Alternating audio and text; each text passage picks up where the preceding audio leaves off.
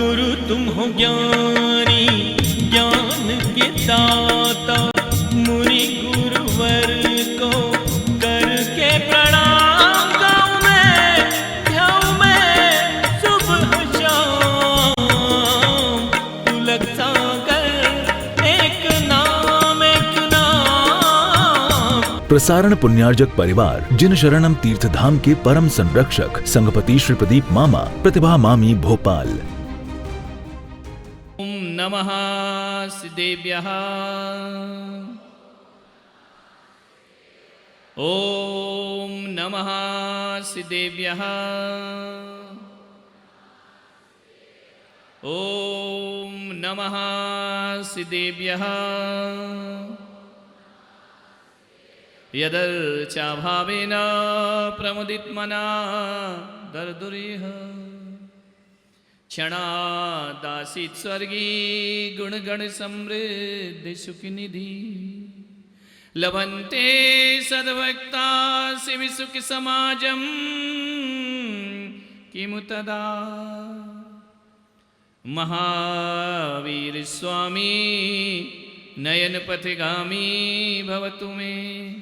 महावीर स्वामी नयन पथगामी भवतु मे। महावीर स्वामी नयन पथगामी भवतु मे। प्रथम तीर्थंकर ऋषभदेव भगवान की, भगवान महावीर स्वामी की, परम पूज्य गुरुदेव आचार्य श्री पुष्पदंत सागर जी मुनि महाराज की, अहिंसा परमो धर्म की।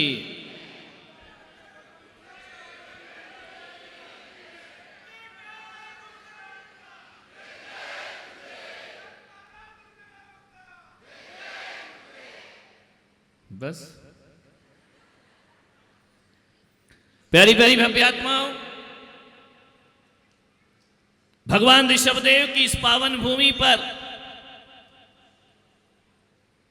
आज ज्ञान गंगा महोत्सव का आयोजन हो रहा है।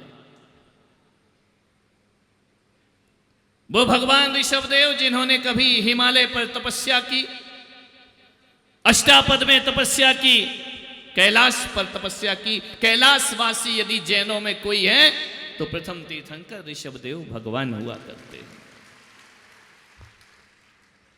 तो गंगा भी कहां से निकलती है? हिमालय से निकला करती है। कभी ख्याल करना, एक गंगा वो होती है जो हिमालय से निकलती है, हरिद्वार ऋषिकेश प्रयागराज होते हुए गंगा सागर में जाकर समाहित हो जाया करती है। कभी विचार करना कि जब वो गंगा निकलती है तो गंगोत्री में गंगा एक पतली धार की तरह चला करती है, और वह पतली धार इलाहाबाद जाते जाते विशाल तट ले लिया करती है, और विशालता होते हुए गंगा सागर बन जाया करती है। तो आज ये गंगा सागर ज्ञान गंगा यहां से भी एक पतली धार के रूप में निकल रही है। मैं विश्वास दिलाता हूं एक दिन वो आएगा कि विशाल गंगा सागर का रूप ले लेगी। ध्यान रखिए, साथ आपको देना पड़ेगा, अकेली तालियों से कुछ नहीं होगा। एक गंगा वो है जो हिमालय से निकलती है, और एक गंगा वो है जो आज भगवान ऋषभदेव के चरणों से निकलेगी, संत के मुख से निकलेगी। बस दोनों गंगा में इतना फर्क है कि हिमालय से निकली गंगा को पीने में मजा आता है, और संत मुख से निकली गंगा को जीने में मजा आता है। ध्यान रखना, इस गंगा को पीना नहीं, जीने का प्रयास करना है। इस गंगा को जीवन में उतारने का प्रयास करना है। और जब यहाँ से घर जाओ, तुम्हारा व्यवहार बदला बदला होना चाहिए, ताकि घर के लोग ये बोले कि भाई साहब गंगा नहा करके आ रहे हैं, गंगा स्नान करके। नहाना है, ऊपर से ऊपर वाला बरस रहा है, नीचे से मैं बरसने का प्रयास करूंगा। ध्यान रखना, फर्क कितना है। जब ऊपर वाला बरसता है तो तुम बाहर से भीगते हो, वो जब पुलक सागर बरसेगा तो भीतर से भीगना प्रारंभ हो जाओगे। और एक बात याद रखना, जब तक भीतर से ना भीगो तो बाहर की बरसात जीवन को ठंडक देने वाली, भीगना तो भीतर से पड़ेगा। मैं भीतर से भिगोऊंगा, बस थोड़ी चालाकी मत करना, तर्क लेकर मत आना, अहंकार लेकर मत कल ही कहा गया था कि सभा में कोई जूते चप्पल पहनकर नहीं आएगा। आपका बहुत बहुत धन्यवाद, आपने बाहर उतार दिया है। लेकिन मैं पुलक सागर कहता हूं कि जूता चप्पल शायद उतना खतरनाक नहीं होता है, आदमी का अहंकार उससे ज्यादा खतरनाक हुआ करता है। मैं आपसे आग्रह कर रहा हूं कि अपना हठाग्रह, अपना पंथाग्रह, अपना ईगो वहीं उतारना जहां चप्पल उतारी है। ध्यान रखना, संत की सभा में तो पूर्ण समर्पण भाव से प्रवेश करना चाहिए, विनय और आस्था से प्रवेश करना चाहिए। ध्यान रखना, तुम्हें ही करना पड़ेगा, गंगा कुछ नहीं करेगी। कोई प्यासा गंगा के पास जाए और गंगा से बोले कि हे गंगा मेरे मुख में प्रवेश कर जा, तो करेगी क्या? बोलिए। हरिद्वार के घाट पे खड़े हो जाओ, ऋषिकेश के घाट पे खड़े हो जाओ, त्रिवेणी घाट पर खड़े हो जाओ और बोलो ये गंगा मेरे मुख में प्रवेश कर, तो गंगा तुम्हारे मुख में कभी प्रवेश नहीं करेगी। गंगा तो कल कल कल कल कल कल निनाद करते हुए गंगा सागर की ओर बढ़ती है। एक बात याद रखना, गंगा का लक्ष्य लोगों की प्यास बुझाना नहीं, गंगा का लक्ष्य सागर में जाके मिल जाना हुआ करता है। लेकिन कोई प्यासा यदि उसके तट पर आता है और अकड़ के खड़ा रहता है तो गंगा उसकी प्यास नहीं बुझाती। अरे जो झुक जाता है अंजलि बनाता है, और अंजलि बांधकर जो आचमन किया करता है, गंगा उसके कंठ में जाकर समाहित हो जाती। गंगा को आवाज लगाओ कि प्यास बुझा, तो गंगा कभी प्यास बुझाने वाली, झुकना तुम्हें ही पड़ेगा, अंजलि तुम्हें ही बनाना पड़ेगी, आचमन तुम्हें ही करना पड़ेगा। मान्यवर, मैं झूठा दावा नहीं भरूंगा कि 15 दिन में पूरे ऋषभदेव को बदल के रख दूंगा, मेरी इतनी औकात नहीं है ना, मैं नहीं बदल सकता। हाँ, बदल सकता हूं यदि तुम कसम खा लो कि 15 दिन में हमको बदलना है। जब तुम ही बदलने को तैयार हो जाओगे तो पुलक सागर तुम्हें बदलने को तैयार। जब तक तुम नहीं बदलोगे तो संत कुछ नहीं कर सकता है। शुरुआत तो तुम्हें ही करना है। जीवन परिवर्तन की यात्रा है, जीवन एक जागरण हुआ करता है, जागना तो तुम्हें ही पड़ेगा। और एक बात याद रखना, जो जितनी गहरी नींद सोया है वो उतने जल्दी जागता है। लेकिन ऋषभदेव वालों, मुझे तो नहीं लगता कि तुम गहरी नींद सोए हो।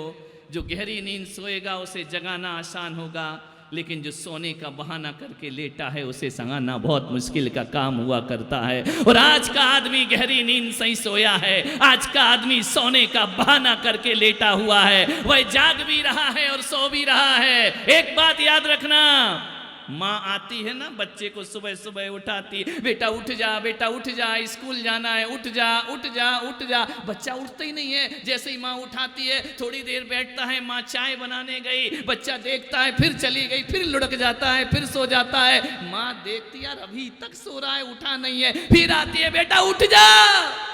बेटा काय को उठने वाला ऋषभदेव का बेटा ऐसे उठता है क्या?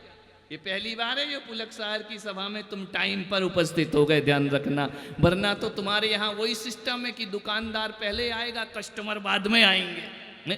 लेकिन ध्यान रखना, बेटा फिर सो जाता है। फिर माँ क्या करती है? उठ रहा या नहीं, आवाज भारी करती है। फिर भी नहीं ना, 5 मिनट और सोने दो, 1 मिनट और सोने दो। फिर बाद में क्या होता है मालूम है?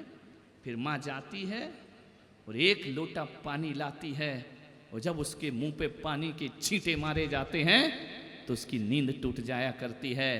तो इतना ध्यान रखना ऋषभदेव वालों, मैं तुम्हें उठाने नहीं आया हूँ, मैं 1 लुटिया पानी तुम्हारे मुंह में डालने आया हूँ। बस उसके छींटे से तुम्हारी अंतस की चेतना जागृत हो जाए तो मेरा बोलना सार्थक और सफल हो जाएगा।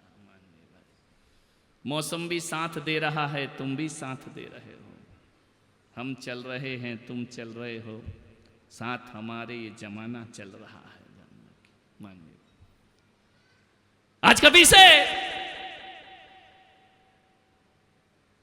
एक बात याद रखना, मिठाई तो हमेशा मीठी बनती है, मिठाई हमेशा मीठी बनती है। गुलाब जामुन मीठा होता है, बर्फी मीठी होती है, लड्डू मीठा होता है, रसगुल्ला कौन बोला ज्यादा नाम मत लो, मुंह में पानी आ रहा है। ध्यान रखिए, मिठाई हमेशा मीठी होती है, मगर ऋषभ देव वालों आओ इस बार मिठाई नहीं, अपना व्यवहार मीठा बनाने का हम प्रयास करें। ध्यान रखिए, एक बात याद रखना, मिठाई कितनी भी मीठी हो उससे जिंदगी नहीं बदला करती है, और व्यवहार मीठा हो जाए तो जीवन में परिवर्तन अपने आप आ जाया करता है। और एक बात याद रखना, किसी को मिठाई खिलाने से ही मुंह मीठा नहीं होता है। आज पहला दिन है ना, तो आज मैं ऋषभ देव वालों का मुंह मीठा करना चाहता हूँ। मेरे पास गुलाब जामुन नहीं, मेरे पास रसगुल्ला नहीं, मेरे पास बर्फी नहीं, मेरे पास चमचम नहीं, मेरे पास रबड़ी नहीं, लेकिन मैं इतना कहता हूँ कि जरूरी नहीं है कि मिठाई खिलाने से मुंह मीठा हो, मीठा बोलने से भी मुंह मीठा हो जाया करता है। जिंदगी मीठी हो जाया करती है, जीवन मीठा हो जाया करता है। व्यवहार को मीठा बनाओ, वाणी को मीठा बनाओ, जुबान को मीठा बनाओ। ध्यान, मीठी जुबान होना चाहिए। एक बात याद रखना, कोई तुम्हारे घर आए, भोजन को पूछो, भोजन नहीं दे सकते, पानी को पूछो, पानी नहीं दे सकते, सुपारी को पूछो, सुपारी वो वाली नहीं, तुम लोग समझो कि सुपारी निकाल दो इसके नाम की। सुपारी को पूछो, सौंफ को पूछो, वो भी नहीं कर सकते। मीठे शब्द बोलो, मीठी वाणी बोलो। आइए बैठिए, पधारिए। वैसे तो ये राजस्थान है, यहाँ तो आओ भी पधारो और जाओ भी। समझ ही नहीं आता क्या बोल रहा, आने का बोल रहा कि जाने का बोल रहा है। जोधपुर साइड तो और चल जाओ, तो पधारो सा और पधारो सा, हर जगह सा है। वाणी मीठी होना चाहिए।